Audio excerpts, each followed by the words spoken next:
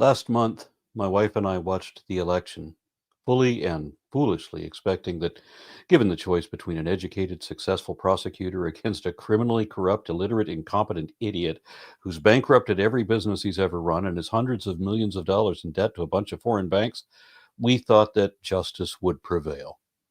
But that was last month, when we still had hope.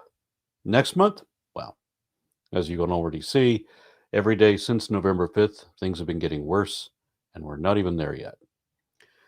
Brace for impact on January 20th. And if you can, try and prepare for the aftermath. I mean, don't you remember how disastrous Trump's first term was?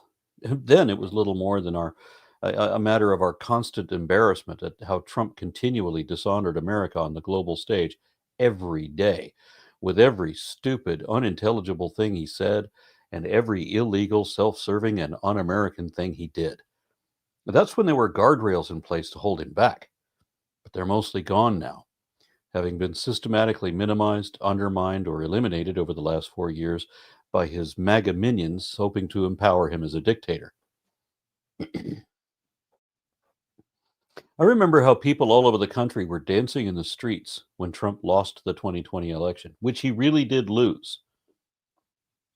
I expected to see that again because some of the people that worked with Trump, who were hired by him, as well as those closest to him and knew him best, have refused to back him this time around. His former Secretary of State, Rex Tillerson, reportedly called Trump a fucking moron. And one of Trump's closest personal friends and allies, fellow billionaire Thomas Barack Jr., said that Trump is not only crazy, he's stupid. Because, that's right. Remember that Trump proposed curing COVID by shining ultraviolet light inside our bodies and cleaning the insides of our bodies with bleach. You remember when Trump proposed using a nuclear weapon to stop a hurricane? That'd be like lobbing radioactive feces into a high-speed rotor. Trump said that part of the strategy of the Revolutionary War was securing all the airports in 1776. Jeffrey Epstein said that he was a friend of Trump's, that Trump was his closest friend for about a decade, but that Trump didn't know anything outside of real estate. No history, no science, no nothing. Epstein added that Trump was a horrible person. Let me say that again. Jeffrey Epstein said that Trump was a horrible person who would do nasty things even to his best friends. And of course, former chair of the House Republican Conference said that Trump is the single most dangerous threat America has ever faced. And now we're facing it full on. Even Trump's daughter, Ivanka, bailed on him, probably because of the threats of prosecution against her husband for corruption over the billions he received from the Saudis. Trump's third wife, Melania, published a book wherein she said that she has always believed in a woman's right to choose. That directly contradicts the one so-called accomplishment that Trump bragged about the most when he took away women's reproductive rights. And how did he do that? Underhandedly, by skewing the Supreme Court with religious extremist loyalists who each perjured themselves in their confirmation hearings and should be impeached for it. But not only do we live in a post-truth world now, because of Trump, we live in a post-justice world too. That's why justice did not prevail this time around. That's why Trump won. His supporters either have selective memories or all they know are whatever lies their propaganda channels feed them. I've gotten a few messages from Trump supporters gloating about how I should respect the election results if I believe in democracy at all, knowing that if Trump lost, they would have staged another violent insurrection, and they would have blamed their violence on mysterious leftists disguised as info warriors and neo-Nazis, just like they did last time. In fact, some of them are still doing that. They tell me that the people have voted their choice and democracy has spoken. But is that really so? Did the people make an informed choice? Or were they misinformed, misled, deliberately deceived into doing something dumb? One of my MAGA relatives told me that Kamala lies, that she was on TV lying. So that matters to you, does it? If someone says something that is not or that is factually false, do you judge them as being a bad person? Especially when they said something is true when there's no way they could have known whether it is or not? Or worse, when they knew it was false when they asserted it anyway? Does that really even matter to you anymore? Because, that's what Trump does in every speech, every day. So I asked him to show me, where did Kamala ever lie once? When did she do that? What did Kamala say that was a lie? And the answer I got was, she lied a lot. Okay. What was one of those lies? Quote it for me. What is one thing that you can show to be a lie? And now the answer I got was just an expression of frustration that I didn't blindly believe whatever a family member told me. So I asked again, was there anything Kamala said that we can both show to be false and that Kamala knew to be false, or that she couldn't have shown to be true if she were challenged to substantiate it? Because I have quite a long list of instances where Trump said things that he either made up on the spot or that he knew were false, but that he still said it anyway, even after he'd been corrected multiple times. Because the game with such people is never admit you were wrong, no matter how obviously that's already been proved. Just keep repeating the same lie anyway and pretend as if it was never discredited. It's the same thing creationists do too. And finally, I got the answer that there was nothing, not one single sentence that my relative could quote that was actually factually false. Instead, I heard an unwitting admission that they think that a lie is whatever truth they don't want to accept, and that the truth is just whatever lies they want to believe. Though, of course, they didn't phrase it that way. This, I think, is why the MAGA mob ignores the fact that Trump, his daughter, and Ivanka, and his biological sons have all been investigated for felony fraud, although ultimately only Donald was ever held accountable, if we can even call it that, because it wasn't a criminal case, it was a civil suit. Instead, the MAGA minions make baseless allegations against what they call the Biden crime family, as if Joe Biden had anything to do with whatever his son Hunter did, that regular citizens would not even have been jailed over, but that after years of failing to pin anything on Hillary, Republicans were frustrated that they still couldn't get anything on Joe Biden either, so they went after his son instead. The Trumpsters got a little further in their accusations against Tim Walz, because sometime long ago, he mentioned about being in China when the Tiananmen Square thing happened. And in fact, he really was there that year, but not yet on that day, if that matters. So while that is generally true, it is technically false. It's also as close as the MAGA mob will ever get to calling Tim Walz a liar. But why won't they call Trump a liar? Why is it only bad when a Democrat makes an insignificant, misleading, mistaken, or misspoken statement, maybe one time years ago? But it doesn't matter at all that Trump lies every single time he speaks. Anytime Trump says a paragraph of multiple sentences, there's usually at least one and probably multiple lies in there too.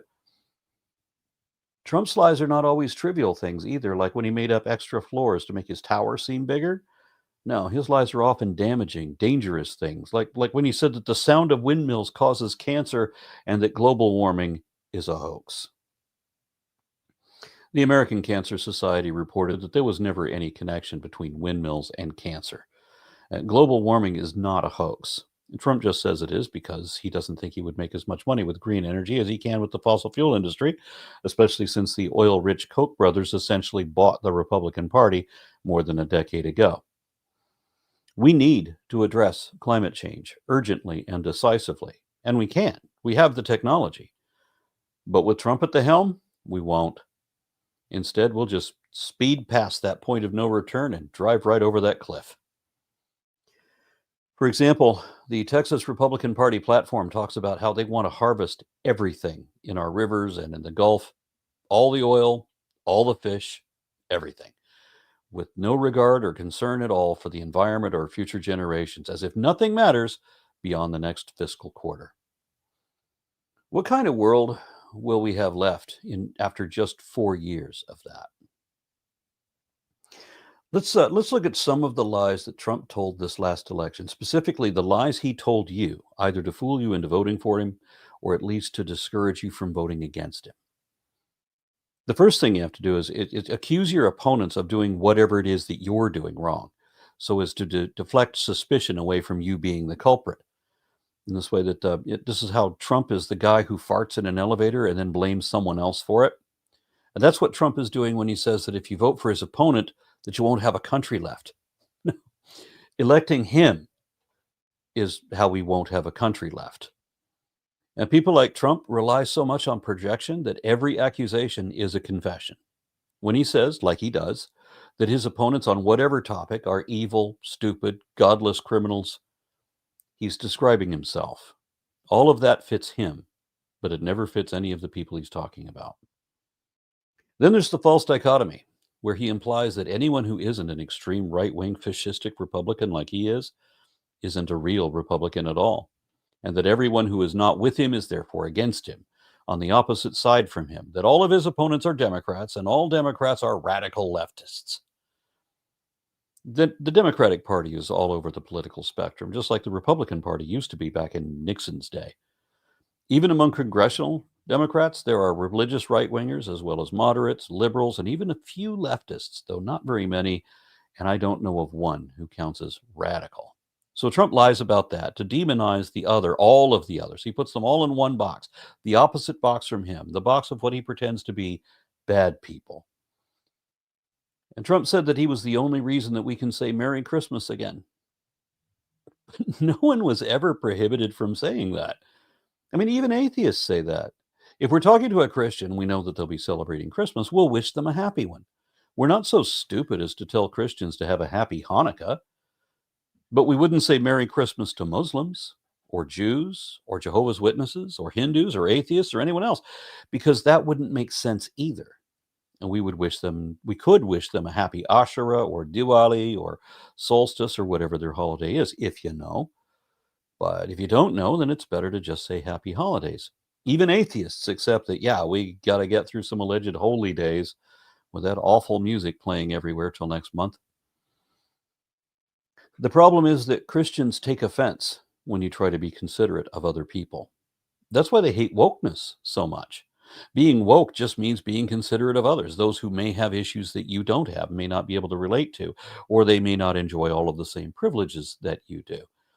Your typical Christian is insensitive to that, just like sharing. Conservatives don't like that either.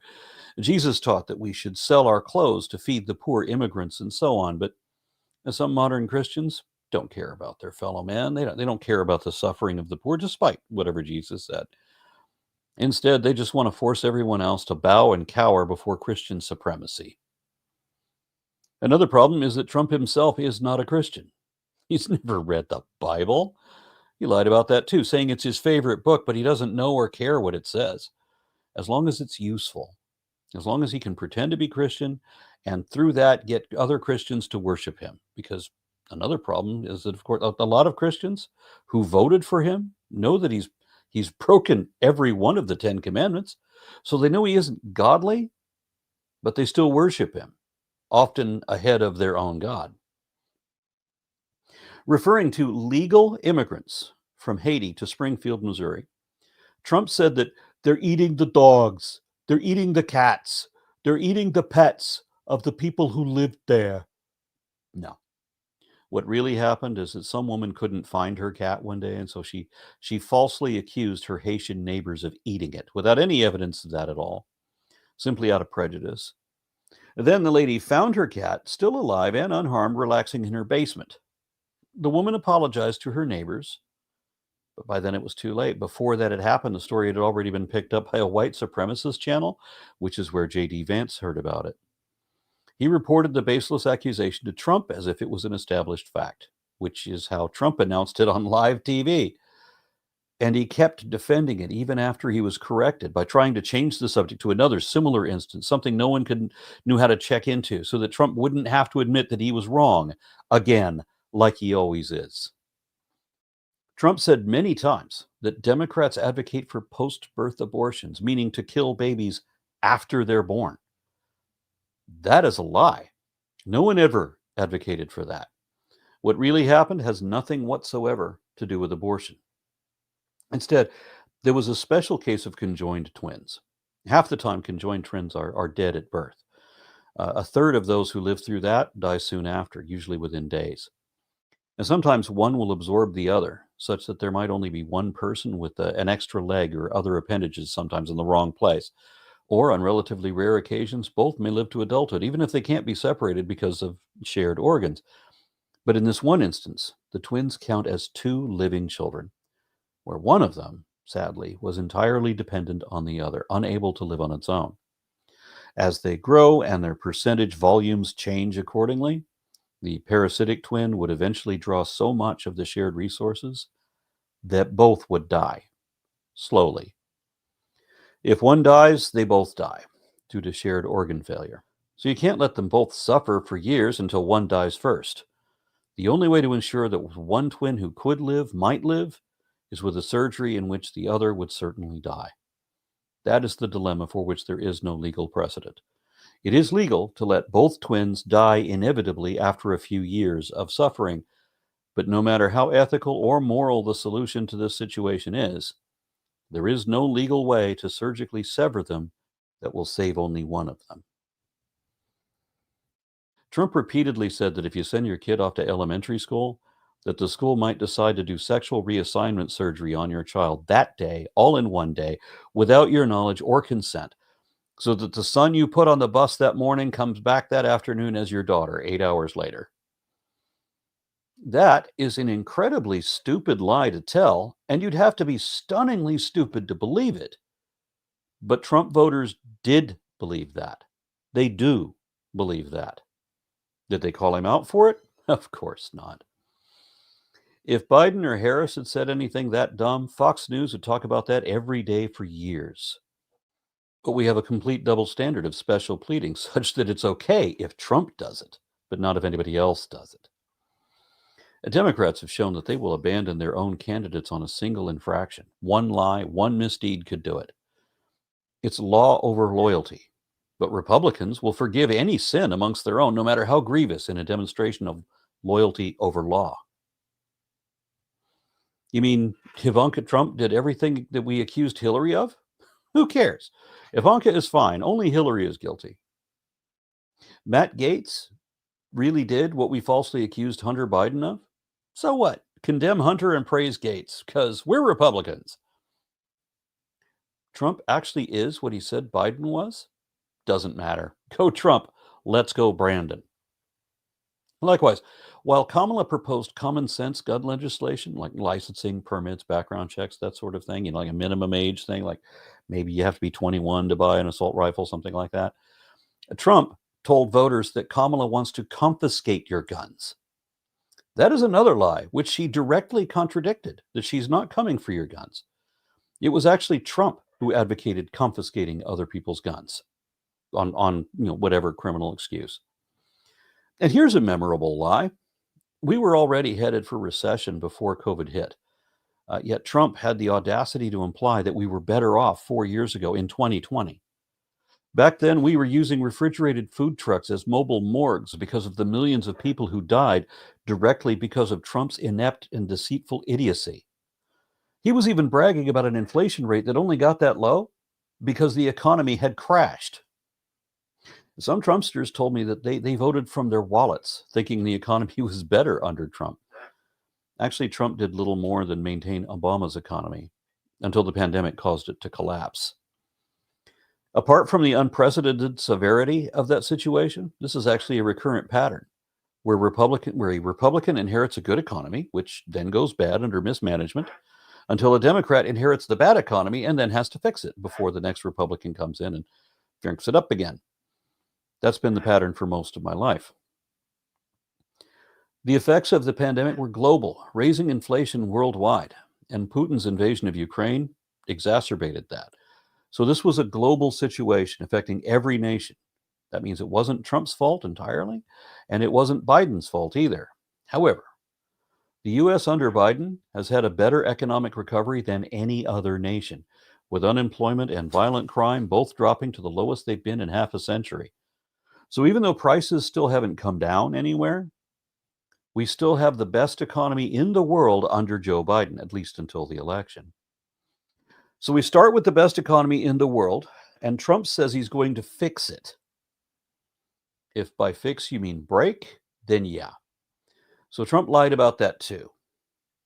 And now that he's been elected, he admits that he won't and can't bring prices down like he said he would. He and Kamala both promised to lower our grocery bills. And Kamala was going to do that with the first ever federal ban on corporate price gouging, specifically on food and groceries. Trump said he would do it by starting a tariff war with each of our top trading partners all at once.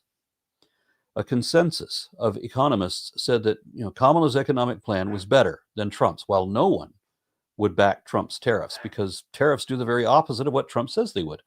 Those tariffs are not paid by the exporting country. They're paid by the American importers and by consumers in the form of higher prices on most every import. So your prices are going up, not down.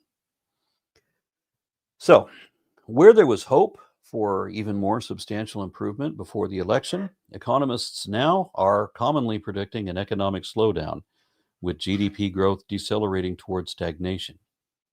That means less consumer spending or business investment, a weaker economy with higher prices on everything. Because Trump doesn't know what he's doing unless he actually wants to crash the economy, which some like Robert Reich and even Elon Musk have already implied that may be exactly what Trump apparently intends to do. And I think it's funny that the people who complain that Kamala wasn't nominated by an election are the same ones who are now willing to take legislative orders from Elon Musk, an African immigrant who has no right or business influencing our government. But he has already shut it down, stopping all government paychecks just before Christmas. Hallelujah. A lot of Trump supporters cited border security as their main issue, primarily, I think, because they're afraid of dark-skinned immigrants replacing the white majority. Now, Biden and Kamala had a border security bill that had bipartisan support and would have solved the problem efficiently until Trump commanded his lackeys in Congress to kill the bill. Because Trump does not solve problems. He campaigns on them, complaining about them, stoking fear in his prejudiced supporters against scary brown people creeping into our country. They're bringing drugs, they're bringing crime, they're rapists. Trump promises solutions that he never produces. He said he would replace Obamacare with a much better plan and that it would be coming soon, just in a couple of weeks. But he's been saying that for years, year after year, for nearly a decade so far. And even after all that time, all Trump has are concepts of a plan. Because his goal is not to look out for you, never was. His only goal, other than staying out of prison, of course, is to enrich and empower himself at your expense. So all of you who voted with your wallets, that'll cost you. You picked the wrong candidate. And just for a quick comparison, Kamala promised to cut taxes for more than 100 million Americans in the working class, including a $6,000 child tax credit for the first year, as well as expanding the small business startup deduction to $50,000. Wouldn't that have been nice? Whereas Trump will keep the tax burden on the workers so that the billionaire class doesn't have to pay taxes. When he did that before, it raised our national debt by another $4 trillion. And that very plan, that same plan, ensures that when it matures, your taxes will still go up. You did not get what Trump promised. Just think about how many thousands of dollars you already pay in taxes in any given year. Then remember that the one time we know of that Trump paid taxes at all, it was only $750 for a billionaire. Is that fair to you? Kamala would have had billionaires and major corporations both paying taxes again, just like they did back in Reagan's era. And they would be paying more than you ever do.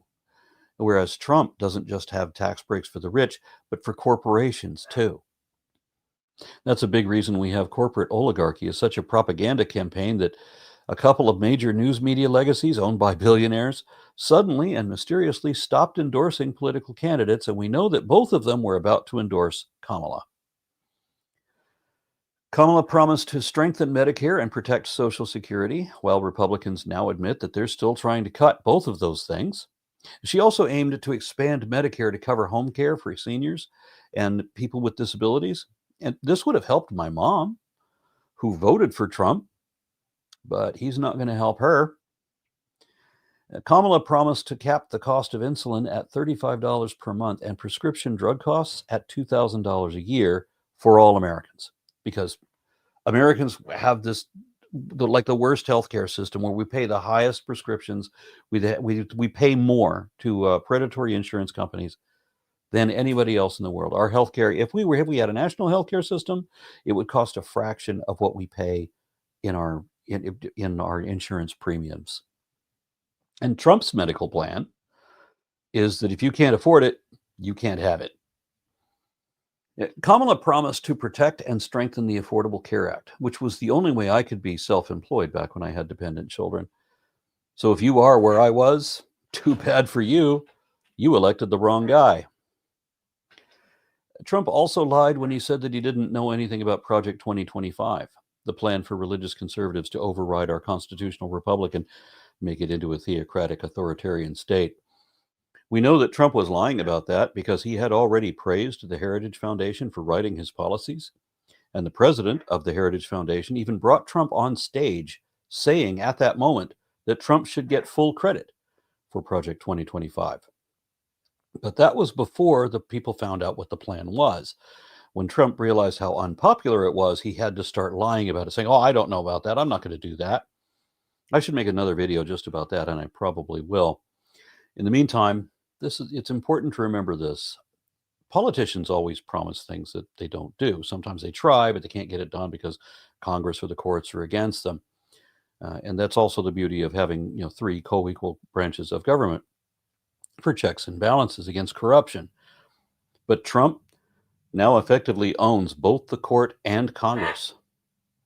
He got that power by lying to you about what he would not do, that he and his sycophants now openly admit was the plan all along. It was a bait and switch, another fraud. You have been conned. What will it take before Trumpsters finally realize that they've been duped yet again? If they ever do wise up, then what could we do to fix the damage that will be done as a result? How could we take it back now? If Trump and co. succeed, that will be the end of our democracy. Their goal is to kill the American experiment within 180 days of inauguration, to bring about the end of our secular government of, by, and for we the people, because Trump is everything that the Founding Fathers warned us about and tried to prevent. So here we are on the crumbling edge of a cliff, where last month we were, or I thought we were, on the verge of so many nice things. Kamala's platform offered affordable college, more affordable housing, lower grocery prices, legal marijuana. And that doesn't really matter to me because I'm one of those weird people that doesn't enjoy marijuana. I mean, it can be legal everywhere. I still wouldn't imbibe. But we know that every state that has ever decriminalized weed has started doing, government regulations on it. They've reaped huge benefits financially. And then, of course, what happens to the Mexican cartels if everybody can buy legal weed and you can actually sue people for not giving you the product you paid for, when there are standards to be met. Of course, Kamala promised to restore and codify women's reproductive rights. And we were about to get into exploring green energy as a major industry and a jobs market so that everything would be better for everyone with a secure future. And Biden fixed a lot of damage in the last 4 years. He was never the candidate I wanted.